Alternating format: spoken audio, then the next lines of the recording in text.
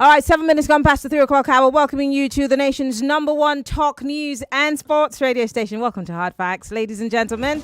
It's been a very interesting weekend. I know, but I mean, I should be sad, but I know. Because Nigerians know the forehand. I mean, the world that is going on social media. It's not for those who are soft-hearted like me. You have to come swinging, baby. Welcome to Hard Facts. And hey, Nigerians, come on, let's pick up ourselves and keep it going. No, what? In fact, I don't want to get into it. Congratulations to Nwabali, to Trust Ekong, Ihanacho. I mean, these, to my favorite guy, actually, who made a lot of things happen. What's his name now? The guy who scored our goal in the last one. No, not Osimhen. Oh, great. Osimhen did an okay job. What's his name? I can't remember his name. Anyway, these guys were absolutely great. And I'm still ready to have William's babies if he still would have me, But anyway, welcome to the show. My name is Mary Ann Okon on Hard Facts today. It's an abridged version because you know what? You're wondering why Yvonne's voice is still on the show. Well, I'll let you know. I Beg to Differ is returning today. And this is going to be the very first episode for I Beg to Differ in the year 2024. And that's why Yvonne Ohaifo is here with me in the studio. Hi, Yvonne. Hi, Mimi. Welcome back. Thank you. I beg to differ. I know. What should we be expecting in this particular season? Because last season was sizzling. I mean, even though it just like this Nigeria Ivory Coast match, a lot of a few things changed. A lot of people that we expected at the beginning were going to do great didn't necessarily do so great. Right. And then of course the winner was a surprise to a lot of people. But what do you think? I mean, you guys are the ones who've been doing a lot of backroom work with these contestants. What are we to expect? Well, it's a similar pattern, we have the high scorers in the auditions, and of course they've been paired with those that did not score as highly. But you know how it goes. Sometimes, most of the time, it's the underdog that takes the cake. So just keep an open mind and listen, have fun on the show. Of course, expect some fire and zest. That always comes with a competition. I mean, I've got goosebumps, and it's not 4 o'clock yet. Well, ladies and gentlemen, but it promises to be something. 4 o'clock it is. So we're all just going to be close and glued to our radio set because I Beg to Differ is back. Yvonne Ohaifo and Femi Obong-Daniels will be here at 4 o'clock. You can't afford to miss it. Yvonne, fingers crossed. All right. Thank you for being here. All right, welcome to the show. We're going to be talking today. Since it's an abridged version, we're bringing the big hard facts to the 3 o'clock hour. How about that? And on today's segment of the show, we're going to be talking about the increase in the price of medication. Yes, it's affecting us all. Remember, we started talking about it last week. We scratched the surface a bit. But today I have with me, joining me via Zoom from Calabar, a pharmacist, and he's going to be talking to us again about this particular cost in, medication. Because I always make reference to what Uncle Jimmy said some time ago when we started having this cost of living crisis, that you can't afford to fall ill now because you can't even afford to buy food. But then, unfortunately, this is the reality. We have to eat. And we also have to treat ourselves. Sometimes those medications is not because you're sick. It's just because you want to keep staying healthy. But my guest is here joining us via Zoom. He was an early bird. And when I spoke to him, he was very excited to be part of the conversation. I'll just give you a little background to my guest. His name is Uwakmfon Samuel. He is a public health pharmacist. He's a member of the Pharmaceutical Society of Nigeria. He's a member Young Pharmacist Group of Nigeria. He's a former member of the Association of Community Pharmacists in Nigeria. And he needs to let all of you know that he's a registered pharmacist. So he's not a fake pharmacist. Uwakmfon, thank you so much for joining us and welcome to Hard Facts. Thank you very much for having me. Great.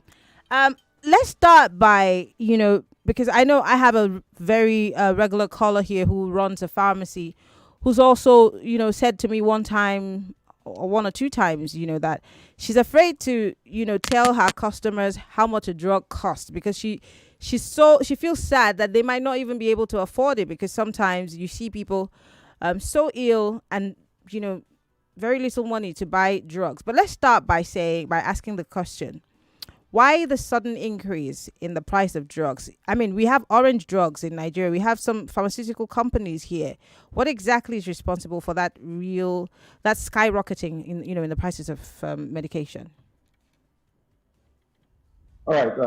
As much as we do have pharmaceutical companies based here in Nigeria, a bulk of those pharmaceutical companies are only distributing.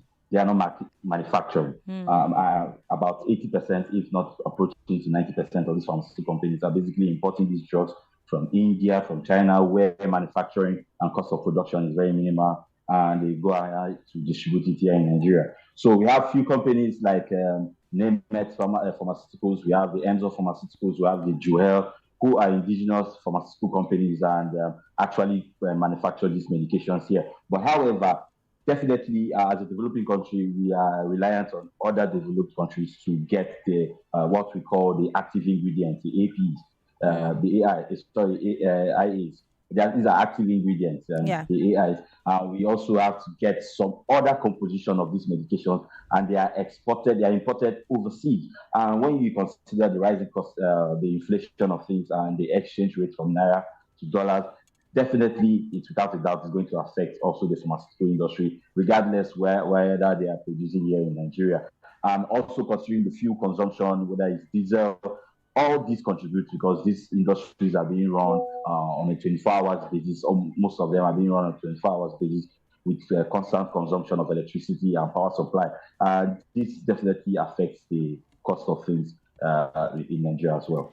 So if I'm getting you right, you're saying that one of the reasons why the cost of, let's say, manufacturing and distributing of these drugs has gotten to the roof is because subsidy has been removed. Because I mean that's the beginning of all our problems.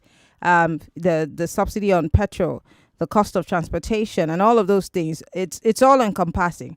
So you're saying maybe if Mr. President didn't say subsidy is gone, we'd probably not be where we are or where we found ourselves today. Is that right? Yes, definitely. All right.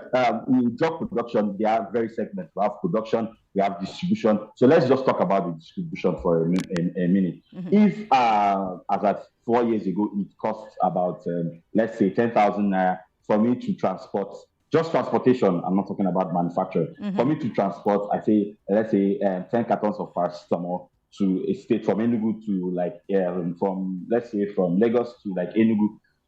Definitely, at the current price of things, especially fuel, it can't cost me that 10,000 naira again. And when I factor that into my cost of production, it's definitely going to skyrocket the price. Now, that is for manufacturers. And as well, we have drug companies who are distributing. And these drug companies also have sales representatives whose jobs are to get these drugs from point A to point B and educate clinicians, pharmacists, on the importance of these medications, and these all are also factored into the cost of production of these drugs. And that is just for distribution. And definitely that's going to increase the price of medications in Nigeria. I'm thinking to myself, if, for example, let me use my personal experience. I think last week or 2 weeks ago, because of the dust in the air, I had to buy an inhaler for my dad. And I mean, I don't know how much an inhaler costs because I don't use it regularly. But when I did find out the price, my dad was shocked. Like, it's 8,500, really? And because I don't know, I wasn't surprised. And he said, oh, it didn't cost that much. So I'm imagining 8,500 naira for an inhaler. I mean, I'm thinking asthma doesn't pick rich people or poor people. It's random. If a person has to spend 8,500 or has to choose between 8,500 naira for his inhaler and 8,500 naira to have food at least to last him a whole week, which do you think the person will pick? Anyway, these are all complicating circumstances. All right, for the case of the inhaler, that is a peculiar case. We have that issue because the previous company who were what we call the pioneers for the inhaler, that is GSK, where we had the salbutamol inhaler. About 3 years ago, if I'm not mistaken, 3 to 4 years ago, that inhaler went for about 2,500, a maximum of 30,000, slightly above 30,000 there. But because of the rising cost of things in Nigeria, their company is a UK company actually, and they actually withdrew from Nigeria. They withdrew from Nigeria. That was announced, I think, sometime in July last year, and they were going to withdraw about October last year. And they withdrew all business in Nigeria. Fortunately, I must say, you got it at a very good price. Really? Wait. So is it more expensive than that? Yes. At the initial phase, that was about the ending of 2003. It was more expensive than that because they definitely there's what we call hoarding in the market industry. Now, when the company actually announced their exit, marketers who had this product actually had to put it on hold, waiting for the exit of the company so that inflation, the prices go up. Wow. Something that they got as low as 2,500 or 3,000 naira, they are going to sell it as much as 1,000 naira. It has even come down slightly because, fortunately for us, like I said, we have lots of distributing companies in Nigeria. WWC actually went approached GSK and offered to distribute these drugs regardless of their absence in Nigeria. So GSK went ahead to give them this opportunity. So because now in the marketing trade, in anything that you do, when there are more people in the scale, we have about 2 or 3 middlemen, the price is going to increase because everybody wants to make a profit out of it. So when WWC now had this offer and we're giving that right to market these drugs and distribute it in Nigeria, the price is now as much as I think okay. He buys at 9,000 naira. Yeah, I can hear you. Go ahead. Sorry, you broke for a bit. So a friend in Abuja actually informed me recently that he gets it at a cost price of 9,000 naira. Now, if he gets a markup of about, let's say, at the barest minimum, 20%, normally the market scale is about 30% markup, then you can imagine how much that is going to go for selling price, or how much that people can actually afford. Now, it's getting all these medications now in Nigeria has gotten to a point where it is looking as if it's only for the rich, because we know the standard of living in Nigeria. We know how many people can afford that 8,500, and it is not even for a long time. So it's really worrisome that we have this situation in the country at the moment. I have in my hand a report by resident of the Federal Capital Territory who spoke to the news agency of Nigeria about the continuous increase in prices of medication. In fact, they say that the increase in these prices is mostly or especially for drugs that need to be prescribed over the counter. So we're talking about the likes paracetamol, ibuprofen, and several other drugs. Those drugs used to be very affordable. For maybe 15 naira you could buy a card of paracetamol. I'm guessing that price is the way you laughed at me obviously says that it's more than doubled. And people are asking for government to, weigh in on the matter. In fact, some people have gone as far as consumer protection, but consumer protection really can't do anything in this regard. Have you had to deal with people who came to beg you that, please, this is all they have for a drug, but that they really needed the drug? What has been your experience? Yes, it's a normal occurrence. It's what we have gotten used to, especially in community practice. When I mean community practice, I mean retailing of drugs over the counter in the pharmacy. Now, as much as they've painted a story that over-the-counter medications are affordable, I beg differs because they used to be. They used to be affordable, right? Yeah, it used to be affordable. What you consider affordable? I know, if I'm not mistaken, there was a point in time in Nigeria where paracetamol used to go for as low as 20 naira. But currently, as I'm speaking to you, a card of paracetamol, I don't think there's a cheaper brand that is below 80 naira. 80 naira, I'm being very generous. I'm looking at 100 naira. The likes of Emzor and M&B, who are reputable companies, are going for as small as 150 a card of just 8 tablets. So when you consider this, these are over-the-counter medications, quite all right. We have the 3 classes of drugs, basically. We have the over-the-counter medications. That's the medications that can be sold to you upon request. We have the POMs, that's the prescription-only medicine. There are medicines that are only sold to you upon a clinician penning it down in a prescription before it can be sold to you. And we have what we call the controlled drugs. These are medications that are only sold upon prescription, strict using. These are drugs that we share in cases of abuse, where we have the likes of morphine, codeine, and so on and so forth. So the truth about the matter remains that we see every day in community practice where people come and beg. People, as far as you now have to get to a compromise. Let's say somebody comes to a condition that you know that the standard of drug that you need is something that goes for as much as, let's say, 3,500. But out of sympathy, out of explanation and begging that they don't have that kind of money, you have to resort to using a lower brand, which the efficacy and the potency, especially in the Nigerian market, we are just hoping that it's going to do the job as the branded drugs, because we have drugs that we call the branded and unbranded. Like, for instance, the Ventolin inhaler, like you mentioned, the branded drug, that is more or less an innovator brand. So these brands are more expensive. So people, if I have cases where people will promise you, I will come back, just take this is what I have, and you treat them and they just abscond. And you can't really blame them, because considering the cost of things and the way things are in the country. So as much as they articles and they paint the picture, the common man will always know how difficult it is to get this medication, considering this in daily or monthly income.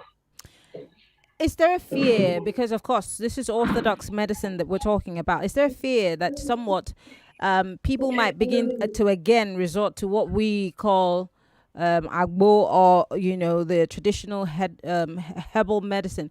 Not in any way trying to say that that's not great medicine, but then of course there are concerns that people like you would have, who are orthodox, and of course the measure in which people are taking the unorthodox herbal treatment. Are you afraid that that might be what people are resorting to, and what could be your major fear? Yes, my fear crosses across board. That I am not, it's not as if I'm disputing the integrity of herbal medications or herbal preparations, because as a pharmacist, I was trained to realize or to understand that every medication, all the orthodox medications that we have, synthesized medication, they were actually a product of natural medication. So we have the natural derivatives from herbs, from even animals, extracts, in the case of insulin. So the modern medicines that we use are actually derivative of the herbal medication. But the fear with regards to herbal medication is what we call standardization. Because in modern medicine, we have to standardize. These drugs have to be studied over a period of time. They have to undergo what we call clinical trials. We have to know what we call the toxicity level. Toxicity has to do with at what level, at what strength, at what quantity will you take, and it will be harmful to you. We have what we call the therapeutic index. The therapeutic index is a ratio of which this drug is effective. That is the window of effectiveness. Now, inside the window of effectiveness, let's say the therapeutic ratio of a drug is like this. In the therapeutic ratio of a drug being, let's say, my whole finger, to this other part, anything below this is ineffective. From my thumb to my last finger here is effective. Then above here is what we call toxic, is harmful to the system. So these herbal medications are not standardized. We don't have a particular dose. If I give you a card of paracetamol, I'm going to tell you take 2-3 times every 8 hours. That is a standardized, that has been documented that these dose is effective for headache, for fever. But for the herbal medication, we don't know how effective these things are. So we see people coming down. But to be fair to the herbalist or the agbo guys, they tell you just take small for this cup. After you take again for evening. That's standardization. Come on. But yeah, it sounds okay, but where has it been documented? We have what we call side effects. Side effects is a proven fact that every medication has a side effect.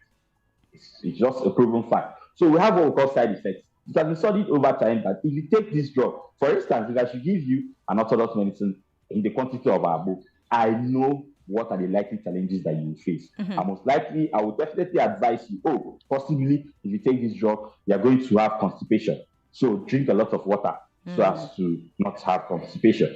We have these are documented evidences that we now communicate to patients and clients. But for the above, somebody just woke up and just said, take this cup and it will help you, not knowing that your liver, your kidney is at stake. Uwakmfon, just hold that because I want to come back. The King of England is going to be resorting to herbal treatment to treat his cancer, his prostate cancer. When we come back, we'll talk about it. Stay with us. It's Still Hard Facts. A show that awakens your passion for travel and exploration. A fresh door to a world of thrilling tours, cultural wonders, excitement, inspiration, and discovery. Welcome to Travel and Culture, where the love for travel meets the magic of radio. Join us as we embark on virtual journeys, bringing you the best of travel tips, serene landscapes, and fun spots across the globe. We uncover hidden gems that makes the world a travel paradise. Join us on Travel and Culture every Saturday at 10:30 a.m. on 99.3 Nigeria Info. Get ready to set sail into a world of wonders. Travel and Culture. Discover the world with us.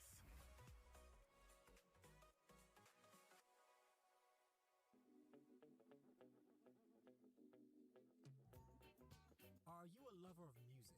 What do you know about the music legend Bob Marley?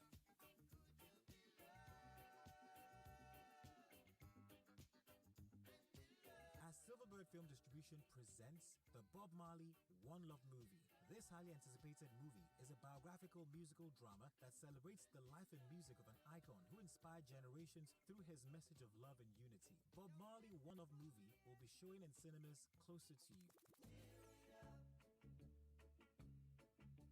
The Bob Marley One Love movie will be showing in cinemas from February 14th, Valentine's Day. The Bob Marley One Love movie is supported in Nigeria by Silverbird Television, Rhythm 93.7 FM, Wazobia FM, Cool FM, and Nigeria Info.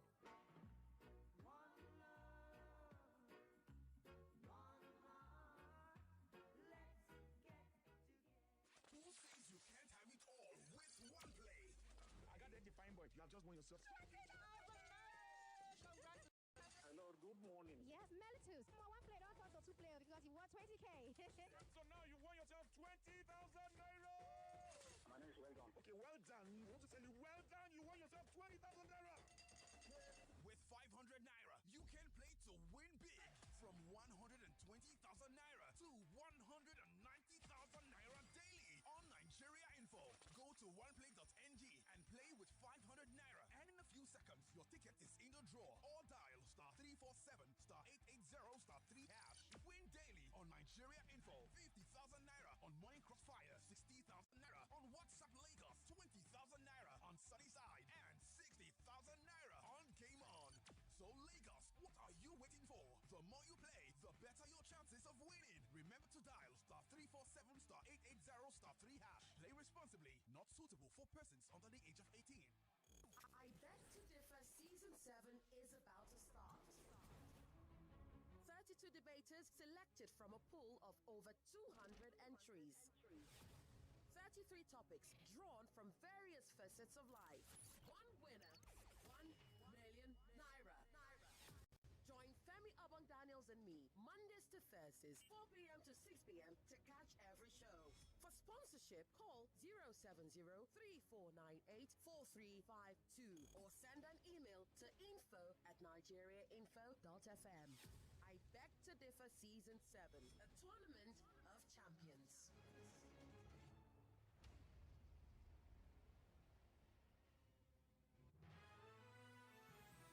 You are listening to your number one station for talk. Your number one station for talk. 99.3 Nigeria Info. Let's talk. There's a reason why over 1 million people tune into Hard Facts every day. We discuss in-depth stories with sources behind the facts. The Lagos State High Court has convicted, suspended the Chicago certificate story. It's never going away, is it? Show with stories for the day. You hear diverse voices and opinions. And she was meeting campaign with her husband, knowing that. We should not put happy because there is nothing to happy about. Yeah, it's quite pathetic the way the country is going. We distinguish each story accurately with analysis. It's Hard Facts with Okon on 99.3 Nigeria Info. In case you're just joining us, we're live from our audio-visual studios right here in Itimian Crescent, Victoria Island, Lagos. I'm Mary Ann Okon, and this is Hard Facts. This will be your most authentic news experience. And like I always say, you can take that to the bank, okay? Yes, of course. And this is the big hard facts. Yes, you're wondering why big hard facts now? Yes, because I Beg to Differ don't come back. That was Pigeon. That was Ebonics. Anyway, my guest is a pharmacist, and we've been talking about the increase in the price of medication across the country and the fact that Nigerians are groaning and moaning about it. And of course, in the midst of all of this, there's that worry that many people might resort to the unorthodox treatments. But then my guest is talking about standardization and how it plays a role. But in the next 5 minutes, I'm going to quiz him and then open up the phone line so you could join the conversation, because the next 15 minutes after now will be brought to you by Total Energies. In the meantime, let's talk. Uwakmfon, before I went on that break, I did tease the fact that King Charles, who's been recently diagnosed of prostate cancer, according to his media aide, will be resorting to some healthy herbal treatment. And this is the same unorthodox medication that the West has made us to believe that is harmful to our health. And you've also made us to believe that, there's not some control and standardization to it. But that's the same thing that King Charles might be resorting to in treatment of his prostate cancer. Help us make sense of it. Can you hear me? Yeah, I can hear you. Go ahead. All right. For prostate cancer, it's a relatively new disease condition, and definitely without a doubt, I would say without a doubt that there is no proof that any herbal medication, for now, it's had any property of actually being that effective. Because the truth about the matter remains that in modernized medicine, when we are actually looking at the effectiveness of a medication, we tend to actually categorize the progress of treatment. We tend to look at how good, how well is the person doing. For prostate cancer is a gland that is located, I think, is between the bladder. So how can a man who works with traditional medicine or herbal medication actually study the reduction in growth? Because prostate cancer is basically an enlarged prostate. So how to know the effectiveness of the medication is to look at the diagnosis as regards, is this growth actually reducing? Because for the orthodox guys, we actually have laboratory investigations which help to monitor and to know the progress of this cancer. So how can you, as an orthodox as a traditional herbalist or whatever you call it, how do you monitor the progress of this disease condition? How do you know? Do you even know the signs and symptoms? Because for prostate, we have what we call urine inconsistency. We have increased frequency, where the person tends to urinate even without control. So how do you know? How do you study all these things? And the long-term effect, that is the main thing, the long-term effect. How well is this thing doing? What are the consequences? We had a drug that is thalidomide. At some point, thalidomide was used for pregnant women to help mitigate the effect of nausea. And children were being given birth to defects, either deformed legs, deformed hands, and so on and so forth.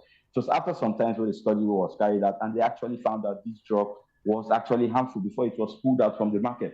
So we don't have that form of control over the traditional medications. So how do we say, if this drug is effective, is harmful? Constantly, we have that, and that helps regulate this kind of news where drugs are being withdrawn from the market, especially with the particular batch number.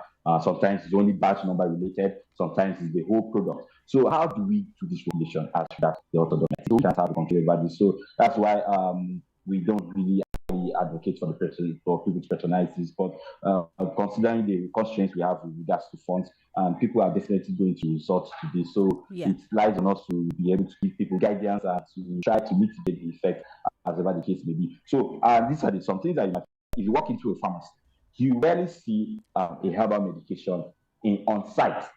You don't see. The standard rule says that herbal medication preparations that have not been standardized should be kept outside of the patient. So that means if I walk into a pharmacy, I'm not going to see such medications in front of me. Most likely, I'm going to see it to my right. It's not something that we advertise, we promote. So it's definitely something that we are looking into and trying to see how we can help common Nigerians to actually watch the effects of these medications as they take, because we know we can't stop them from taking it. That's just okay. That's All right. I know that my callers are itching to ask questions because, there's also that issue of now that the average one you would want to go for is expensive. Is this not an opportunity for people to now start buying fakes because they want to buy cheaper? But of course, I'll let you answer that when you're done with the callers. Well, Lagos, let's talk. I've got about 6 minutes on the clock. 0700 993 993 993. If you want to join the conversation, you're listening from outside of the country. We're live via Skype. We're Nigeria Info FM on Skype. Okay, and you can join the conversation on Twitter. Use the hashtag HeartFact. Send us a WhatsApp message. If you're a lady, call 020-1465-7190. That's 020-1465-7190. Let's talk Lagos. It's Hard Fact. Hello, welcome to Hard Fact. Good afternoon, Miriam. That's the pharmacist calling. Good afternoon to your guest as well. He can hear you. Interesting conversation you're having this afternoon. But as a pharmacist, my fear and worry is due to the fact that the prices of drugs are very expensive. People are beginning to resort to other alternatives. Okay, check out a person that came for prostate enlargement that has resulted to cancer. He wanted to buy Dodat. Initially, Dodat was maybe 10,000 thereabout. Now it's over 100,000 in some pharmacies. And so he was left with the option of using soursop, beans, and other things just to quell this. So just like he said, it's not as if we support the use of alternative therapy or all these traditional medicines. But when the preferable is not available, you see people resorting to other things that can either be okay. Quickly, Mrs. Oboli, quickly. We need to take all the calls quickly. To their health. So my question is this. Farmer, what do you think we should do? Because presently, some people will come and ask you for drugs and they will not be able to buy it. Before you know, they are using something and they won't come back. It's a crisis out there. Thanks and God bless. Thank you, Mrs. Oboli. Let's take another call from Malik, who's calling us from Muniru. Hello, Malik. Marianne, good afternoon. How are you? Fine. Good afternoon, doctor. He's a pharmacist. Before I forget, tell Mr. Ladipo that you're not coming to his place. You're coming to my place. I'm still capable. I'm younger. Anyway, doctor, you said that the, let me use local terms, agbo is not good. We all know, we understand that it's not being measured. But with the prices of drugs now, and we know that they sell agbo in our backyards everywhere, and people have been drinking it. And some people used to get results. Even on your internet now, they advertise the hypermexin boldly. And NAFDAC itself have not come to say, this one we are saying is not good, that one is good. So what do you want us to do? Both agbo for eye, they advertise it on your phone now, on your internet. And you are saying we should go back to our normal drugs. That is very expensive. I never chop belle full. I go buy drug 85. Good afternoon. Thank you very much. Uwakmfon, could you answer the two questions at once because of time? Uwakmfon, can you hear me? Oh my goodness, we lost that connection. We're going to try to see if we can get him back. Uwakmfon, can you hear me? Are you back now? Hello? Can you hear me? I think we lost connection with our pharmacist. Uwakmfon, if you can hear me. Can you hear me now? Can you hear me now? We have just 2 minutes. Can you hear me? Can you hear me now? Okay, I think you're muted, so you need to unmute yourself. So 2 questions. I'm sure you heard the first lady's question. You heard the first lady's question. Yeah, I heard the first. So the second person is saying, if you never chop belle full, you go fit buy medicine. It's the same question that I asked you earlier on. Go ahead. All right. With regards to the prostate cancer, I can say without the facts because, like I previously said, prostate cancer is relatively a new ailment and it's mostly affecting the blacks. For the prostate cancer, we had medications like something like prostate defense, which went for as high as about 4,500. I'm talking about the previous prices. I'm not talking about the currently inflated price. I'm talking about without something like Dodat, that's a combination of dutasteride and tamsulosin, and that's finasteride and tamsulosin. That went for about 10,000 plus. That was that's post-COVID analysis. So we have. I'm not doubting that natural herbal medicines have tendencies to reduce this prostate enlargement, but Has these things been documented? Have you stated to a fact? What are the side effects related to this medication? These are questions that we don't have answers to. As scientists, we tend to rely on having possible answers because you are dealing with human life. What are the tendencies? What are the things that they might grow up having and may end up having? How do you address these things? How do I address what I don't know? And we now have issues where for instance, I'm speaking from experience. I had an uncle who tried the same issue, and he resorted to herbal medication, herbal preparation. And it got worse. It got to a point where he couldn't defecate or urinate for days, for weeks, if I'm not mistaken. Wow. So we had to resort to surgery. And the surgery was very, very narrow. The margin for error was very, very narrow because he had gone worse, and the recovery period was alarming high because of the delay and the complications that have taken effect due to these herbal medications, because the things that affect the urinary gland, because the doctor told him, are you planning on having more children? He said, no, he's done with it. He said, let's handle this thing because it was most likely effect that he is going to be infertile after the surgery. So when you look at these complications, and the urinary tract is a very fragile part where bacteria are most likely to grow if not proper care is taken. And when you consider these herbal medications, which are not documented to a fact that they are very, very effective. So we can't help but resort to our traditional, our normal orthodox medicine. We'll end up wasting more money because, for instance, now he tried orthodox medication, he now tried herbal medication, he now resorted to surgery, and that is alarming cost. If he had done one, it would have been better. So Uwakmfon, I'm so sorry. We don't have time. We have to go. But I'm hoping that we can bring you back. Please promise that you come back again when next we ask you to come, because there are a lot of questions that need to be answered. Well, I want to say thank you to my guest because of time, because the next 15 minutes is going to be brought to you courtesy of Total Energies. But Uwakmfon Samuel is a public health pharmacist. He's a member of the Pharmaceutical Society of Nigeria, a member of Young Pharmacists Group of Nigeria. He is a registered pharmacist, and he's a former member of the Association of Community Pharmacists of Nigeria. Thank you so much for coming on the show. We do appreciate it. Talk to us soon, please. Thanks for having me. All right. Well, Lagos, that's it today on the Big Hard Facts. The next 15 minutes is brought to you courtesy of Total Energies. Stay with us.